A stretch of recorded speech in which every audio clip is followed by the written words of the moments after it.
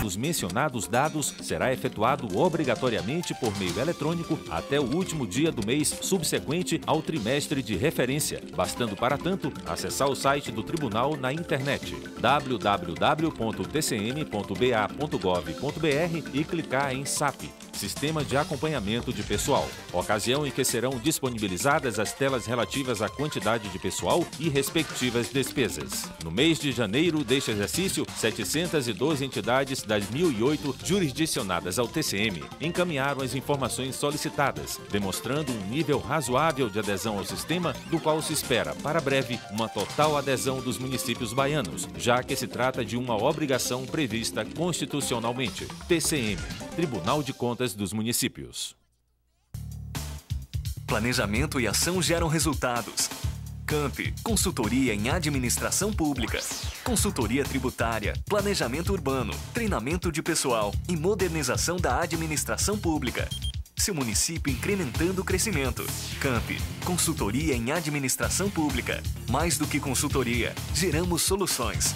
Pituba, 3347-7981, Salvador, Bahia.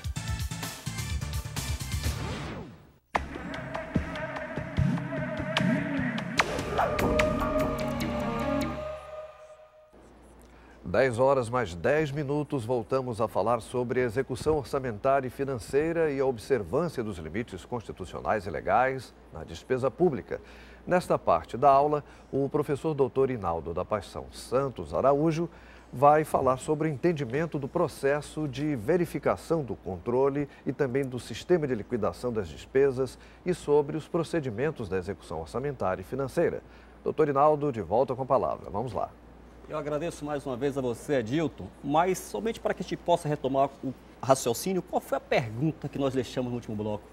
É se a despesa pública alcançou a sua finalidade. E aí reside a essência de se liquidar bem um gasto. É verificar se, com efeito, aquele valor que foi investido pela comunidade está sendo retornado a esta própria comunidade.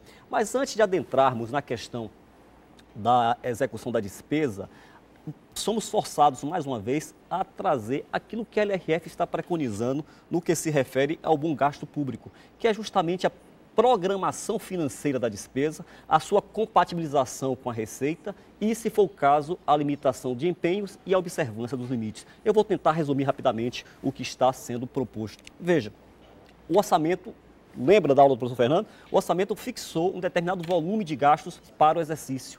Só que a receita que vai dar substância, as condições desse gasto executado, ela vai ser realizada ao longo do exercício. De maneira que eu preciso compatibilizar a minha movimentação de gastos com o fluxo de entradas dos recursos para que eu não tenha um desequilíbrio na execução deste orçamento. E se verificar se a minha previsão de despesa, de receita está sendo aquém do esperado, se a minha fixação de a minha despesa executada está se comportando de forma mais veloz, eu tenho um mecanismo previsto na LRF, que é a limitação de empenho, e que as regras devem estar estabelecidas na LDO. Agora, um ponto específico a ser observado na despesa, antes de entrar propriamente na sua execução, é se de fato aquela despesa que está sendo proposta, ela tem adequação orçamentária. Ou seja, qual o impacto dessa despesa que eu estou realizando agora com o meu orçamento. Por quê? Porque um gasto hoje público, ele pode gerar amanhã uma série de outros gastos e o auditor precisa acompanhar mais de perto isso. Daí porque eu vou tentar trazer agora um exemplo para que a gente possa facilitar esta compreensão dos senhores que estão aí me ouvindo. Pois bem, vamos trazer aquele exemplo da padaria da aula passada. Vamos supor que o seu Manuel resolva comprar um veículo para fazer o transporte do seu pão, ou seja, levar o seu pão ao seu cliente. E ele faz um investimento no valor de R$22 mil aproximadamente, como os senhores estão acompanhando aí na tela. Veja que, ao executar esse gasto, eu tenho que ter certeza se todas as despesas decorrentes, todas as despesas recorrentes, né, estão planejadas para que eu possa fazer, para que eu possa ter condições de suportá-las. Então, no caso do seu Manuel, eu tenho seguro IPVA, vamos supor, no ano, R$2.000, a manutenção desse veículo, é um veículo novo, primeiro ano, etc., a sua manutenção reduzida a R$600, custo de estacionamento, se nós formos ao aeroporto, se nós formos ao centro de convenções aqui em Salvador, vamos pagar praticamente R$5 por hora, então isso significa um custo que eu vou ter que incorrer por ter esse veículo. A questão do combustível, um consumo de um tanque de um carro popular por semana, daria em média por ano algo em torno de R$ 4.800, além da própria depreciação do veículo, porque sim, se nós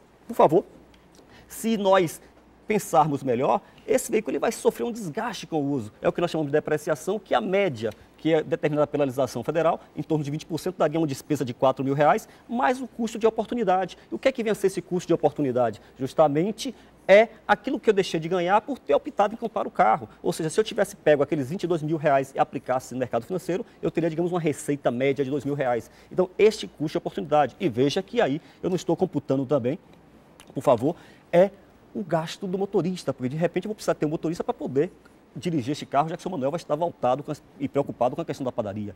E a mesma coisa eu tenho que fazer na administração pública, ou seja, o gestor, ao anunciar que está comprando veículos para aumentar sua frota da polícia, comprando ambulância, etc., eu preciso ter certeza se as despesas decorrentes, as despesas que vão ter um caráter continuado decorrentes deste investimento, serão suportadas pelo orçamento, para que eu não tenha, digamos assim, o dissabor, o desprazer de fazer um gasto, um investimento e ver esse investimento ao longo do tempo se desfazendo em função de uma falta de manutenção adequada porque eu não tenho recursos. Essa é a questão fundamental que o gestor deve ter.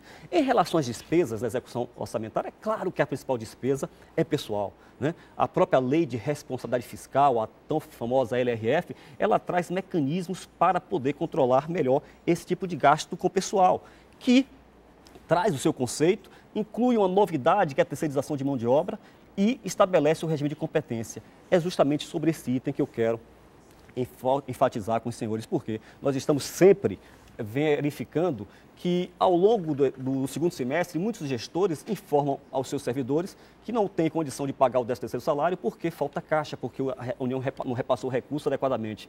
Veja que é uma questão da programação financeira. Se eu programei a minha receita e minha despesa e estou registrando essa despesa de acordo com o regime de competência, como preconiza a lei de responsabilidade fiscal, eu vou ter que, mês a mês, incluir no meu gasto de pessoal esta provisão, esta estimativa